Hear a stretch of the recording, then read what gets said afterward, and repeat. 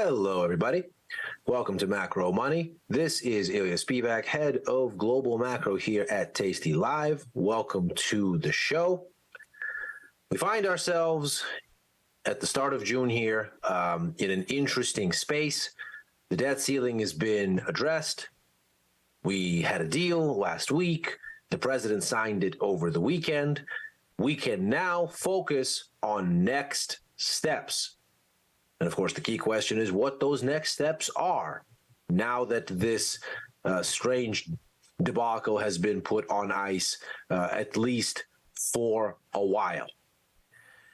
And of course, something that we've been talking about here incessantly on Macro Money is the idea that with this out of the way, the question very much is how do we continue to bring inflation down? What does that mean for the Federal Reserve? And how much economic pain will it take to achieve what policymakers want to do? Needless to say, that raises a question about how much more of a global recession risk we have developing here. So with that in mind, wanted to take this opportunity to take a look at how we might see an early warning sign.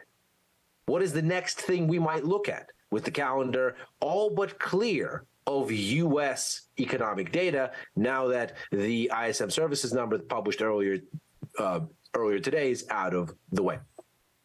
And with that, I wanted to once again have us turn our attention, not surprisingly, perhaps, to the Australian dollar. Because here we have not only the constellation of currently relevant event risk this week, but also a great barometer of what is next for the larger markets and how much of a global recession risk those markets face in the months and quarters ahead. So let us begin this conversation with explaining what's going on and why it is that it's happening. Then take a look at the upcoming monetary policy announcement from the Reserve Bank of Australia and what it might tell us, not just about the Aussie, not just about the Australian economy itself, but about global markets, U.S. markets, global stocks, bonds, currencies, the dollar, and so forth. So let's first check in with where we are on the Australian dollar. And what we see here is a situation where we have ostensibly a breakthrough support. We can see that kind of underpinning of a range around the 66.06 to 46 area. I've outlined it there in the red.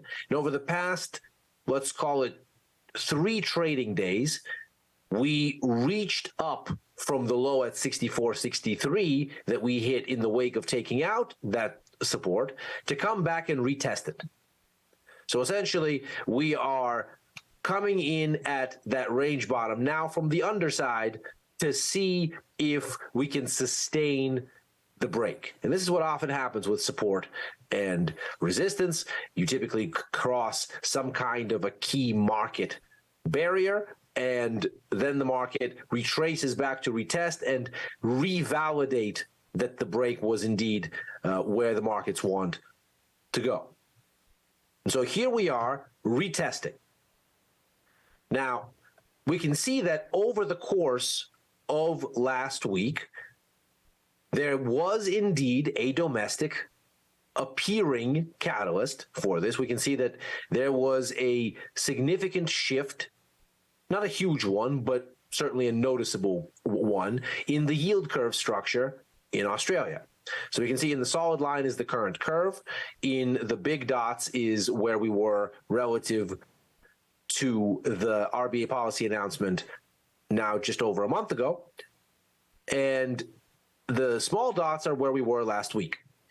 So you can see that relative to 1 week ago, there was a eye-catching hawkish shift.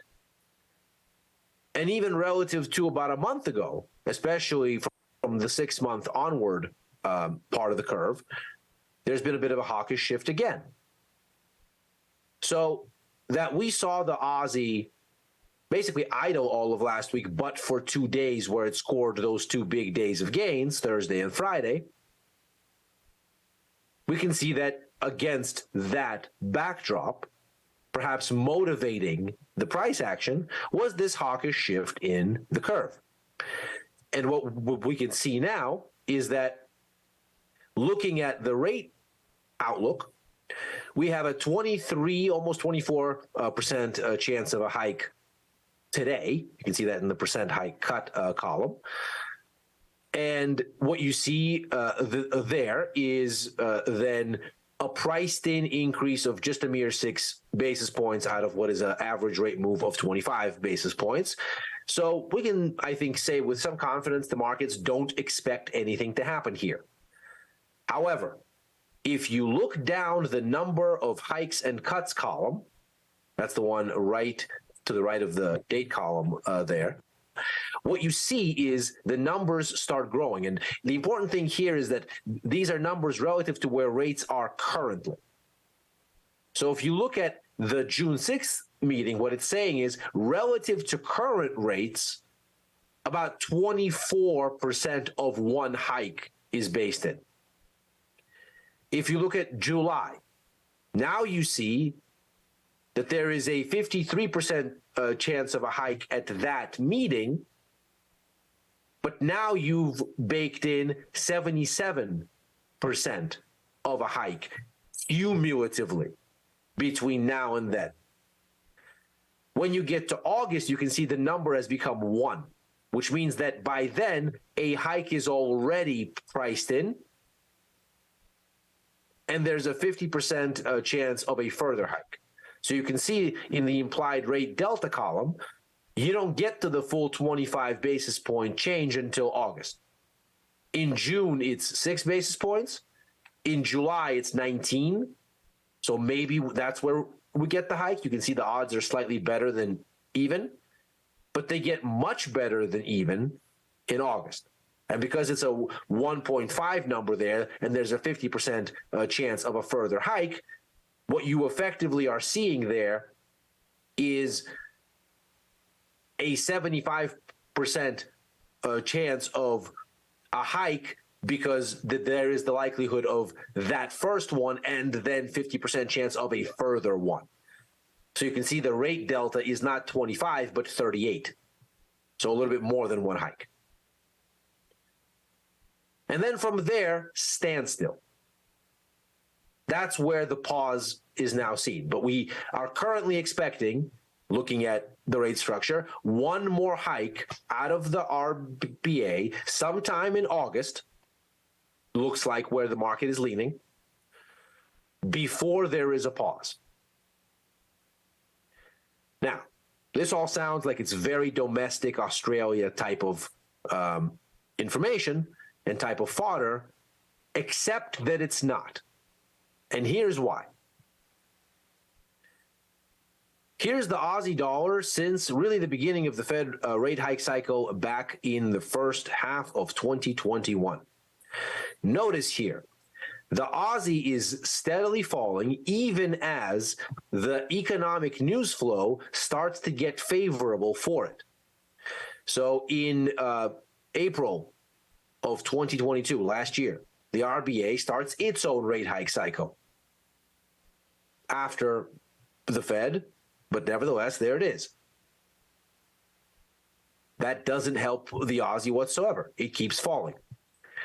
In December of last year, China, Australia's largest export market, reopens. No discernible impact. The Aussie is already rising at that point amid a broader improvement in risk sentiment. It then tops and starts moving lower again independently with that risk sentiment by and large. The SVB banking crisis, which might have been a boost to the Aussie relative to USD, since of course it occurred in the US first and foremost, doesn't really move the needle. And then even the surprise RBA rate hike that we saw in just the most recent few meetings here. This is from the beginning of April here. No impact there as well. The Aussie continues to move lower. So domestic news flow does not seem to be animating this Aussie dollar. It doesn't really seem to be why it does things. And so when we look at what we just did and say, okay, well, we had these really tectonic, really important 2 days of price action last week that seemed to come with a hawkish shift in the RBA rate structure. What could have been the catalyst for it? Well, this would suggest it wasn't anything domestic. It wasn't anything that happened in Australia itself. Instead, it looks like the Aussie is largely a creature of external forces, and in particular, industrial metals demand. You can see here that you have a situation where increasingly the Aussie is tracking this industrial metals sub-index of the Bloomberg commodity index. You can see them moving in tandem. This, of course, ought to make some sense. The largest exports out of Australia are iron ore and coal. Iron ore, of course, just one of the metals that Australia is the leading supplier of. And so you see here an increasingly close relationship, in particular since the beginning of last year. And you can see how that plays out here. This shows you what it is that demand and that story tells you. And this is a bit of a nerdy chart here, so let's break it down just a bit slower to get a sense for what's going on. The yellow bars that you see there, those are the 60-day percent change correlation between that industrial metals index that we just saw here in the dark line there, and the Aussie, which you can see here in the orange line. That's the 60-day correlation. 60 days is just about 3 months of trading. If you figure 1 month is about 20 days, then a quarter is about 60 days. Why is a month about 20 days? Well, there's 5 days in a week. Multiply that by about 4 weeks in a month. And so that's why a 60-day correlation, just to give a sense of the trajectory for the relationship here. And you can see here also in the dark line from a Bloomberg survey, the odds of a U.S. recession within 1 year, which are currently right at about 65. So what you immediately notice here is the correlation was going down until the odds of recession started rising. And once the odds of recession start rising in the U.S. now, not Australia, once the odds of a recession start rising, the correlation starts rising. And as the odds of a recession establish and hit a peak, so too this correlation locks in. Now, because this is a percent change correlation, it's just 0.5. If we took that extra constraint off it and said just directional correlation, it would be higher. What the percent change correlation does is it doesn't just change. It doesn't just look at the directional correlation, so whether one asset is rising and falling with the other. It also looks at the magnitude of the rise to give a little bit of a harder hurdle to get a meaningful correlation. So this is actually very much something to keep an eye on, because what this is telling us is with the odds of a recession in the world's largest economy rising, demand is seen as likely hampered at the industrial metals end of things, which of course is the beginning of the business cycle. Before something is consumed in an end demand, consumption-led economy like the US, it needs to be essentially transformed from raw inputs via the use of energy and labor into finished goods.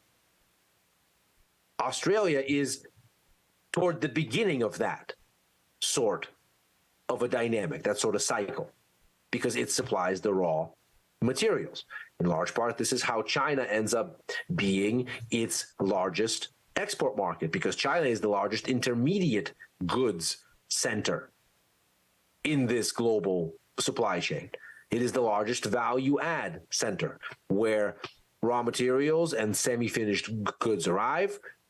Labor is applied to either some stage of the production or the rest of it to finish the good. It is then either sent off to where it's going to get finished or sent to end markets. But China is the biggest source still of where this value add work is being done.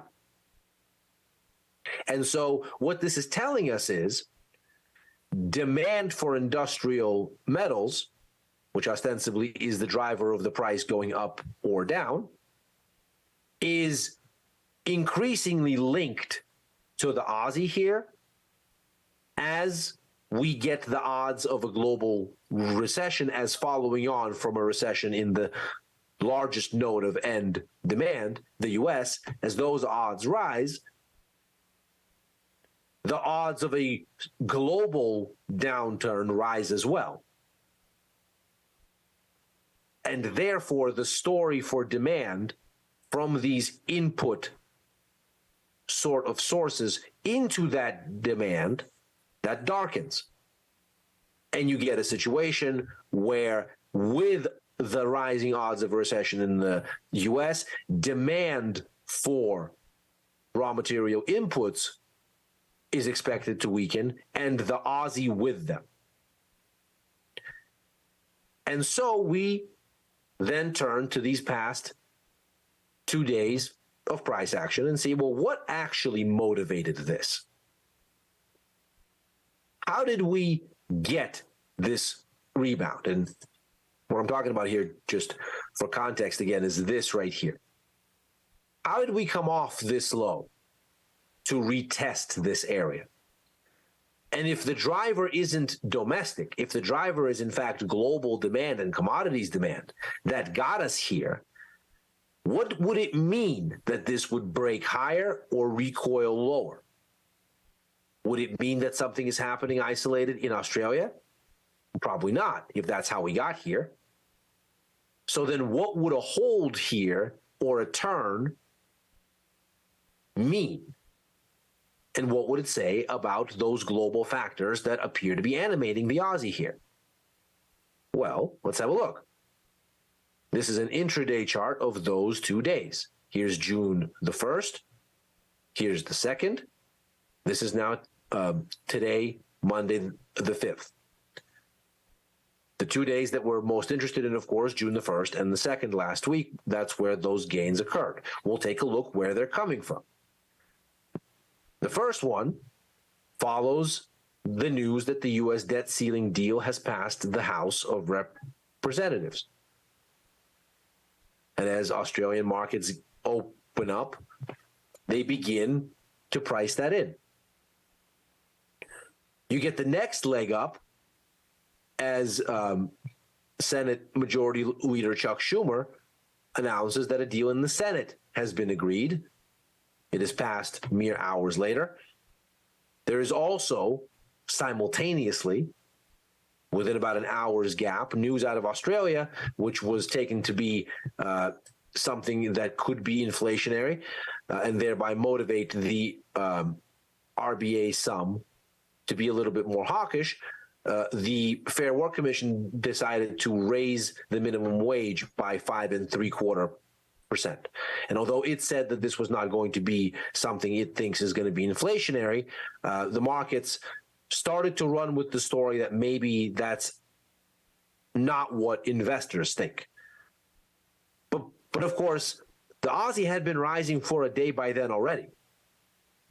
And the minimum wage news and the Senate news came, as I say, within an hour of each other. So the more probable thing seems to be that this story about the minimum wage is essentially something that serendipitously occurred at the same time that the real catalysts were doing their work, but that really, if this holds, then this makes sense. Because with the passing of the U.S. debt ceiling deal, what we have is the reduced risk of some sort of a fiscal outturn that's damaging to U.S. growth, which might have increased recession odds, which might have then weighed on industrial metals and thereby the Aussie. Because of the Aussie's sensitivity, due to Australia's sensitivity, to global growth as powered by U.S. demand, among other things, but certainly as critically powered by it. We've said here on Macro Money before, the U.S., without accounting for its influences on other economies, is itself, just by itself, 24% of global GDP.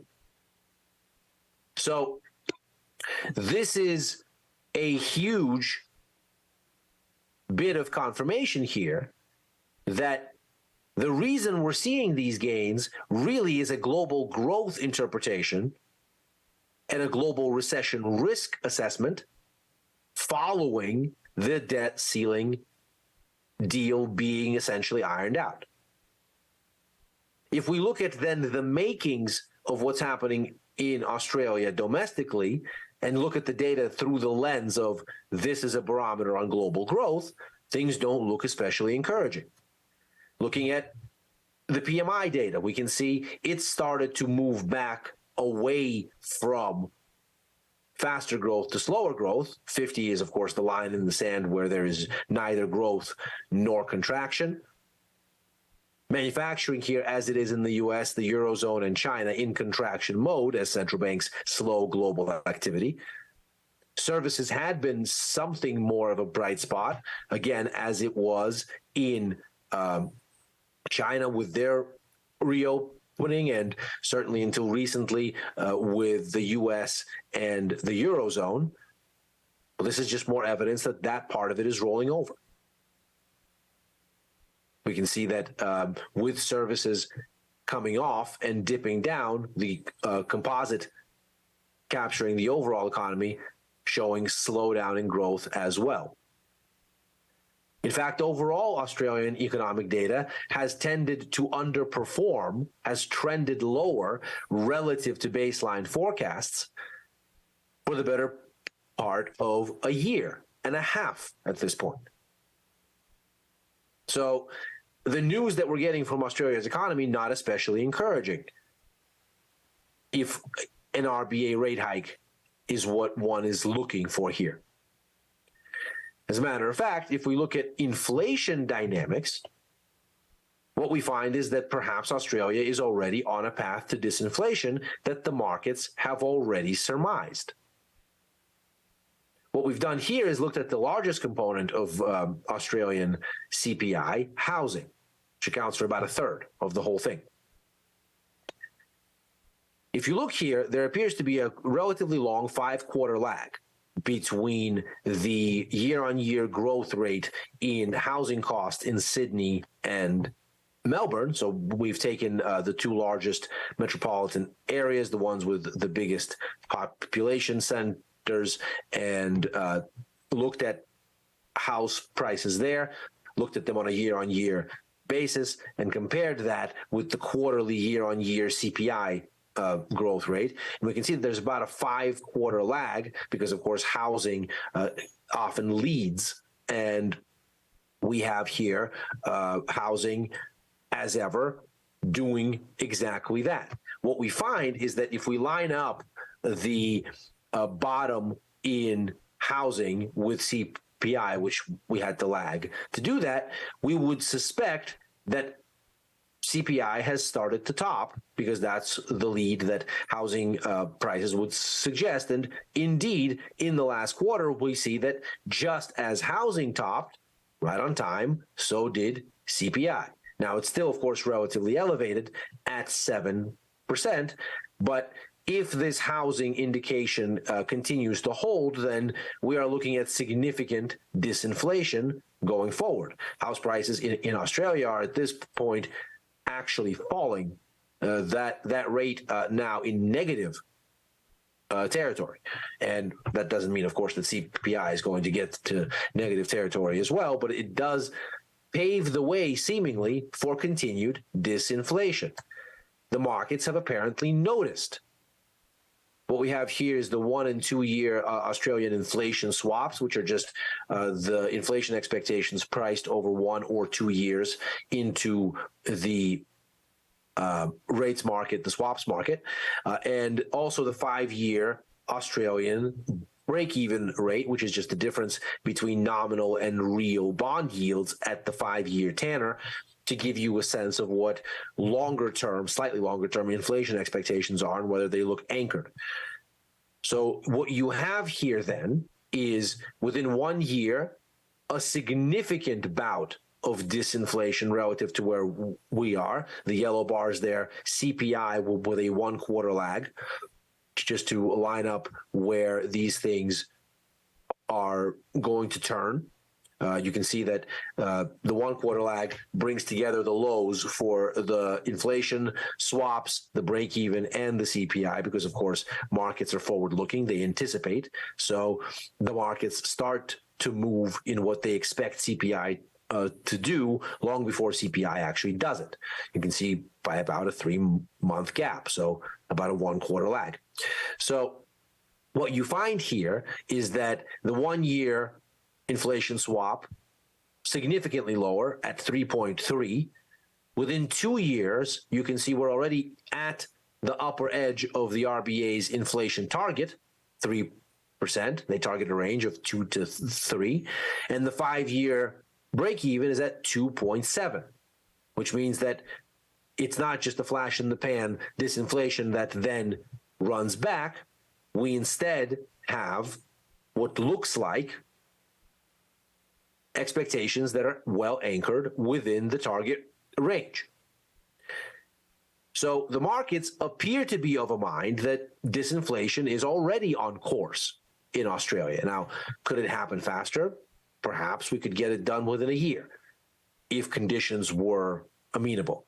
But at this point, it looks like we already have a process that's underway, and the markets recognize it, which then raises the interesting question of, what does the RBA do going into a meeting like today, where the markets have decided that because of the debt ceiling and perhaps to some extent this minimum wage thing, that there's a greater likelihood of a rate hike in August, or at least one more rate hike left in this cycle, whenever it occurs. And that's been the motivation for the Aussie going higher. Well, if the RBA says, well, look at all this domestic evidence, we don't really feel the need to hike here because it looks like the bond market, the swaps market, thinks that this has already rolled over and we're on course. And by the way, look at these global headwinds already making themselves felt here. If that's the message from the RBA, well, then that's not just a message that is likely to see the Aussie recoil from this resistance and head back lower. That would be a message saying we still see significant weakness ahead, enough that disinflation will continue, and we are the kind of canary in the coal mine economy early in the business cycle that would see that sort of thing early. And so if the RBA is concerned, and if they don't validate these rate hike expectations and instead sound a bit dovish, and what we end up with is a reversal back lower from here, the the story would be negative not just for the Aussie, but for global growth and for everything linked thereto, be it industrial metals, be it other cyclical commodities.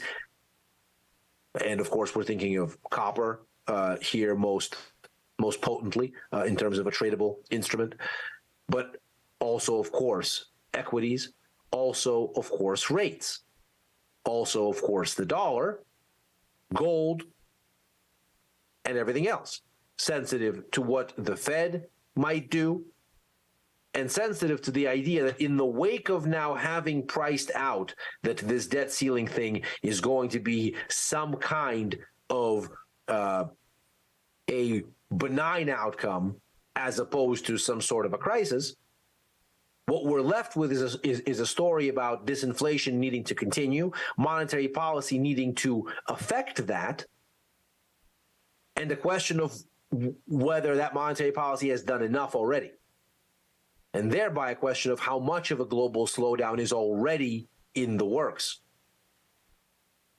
If the RBA takes a softer tone, then this would be an early warning that central banks have done enough, but also that there is a greater global downturn ahead of us than perhaps markets currently anticipate, with vast implications across the range of asset classes. And that is Macro Money for today. We're here Monday through Thursday, just after overtime, where Chris Vecchio, head of Futures and Forex, and I go over the day's events and try to make sense of them. We're back on with Chris on Friday for Futures Power Hour. I'm also on with Tom and Tony for First Call on Sunday evenings.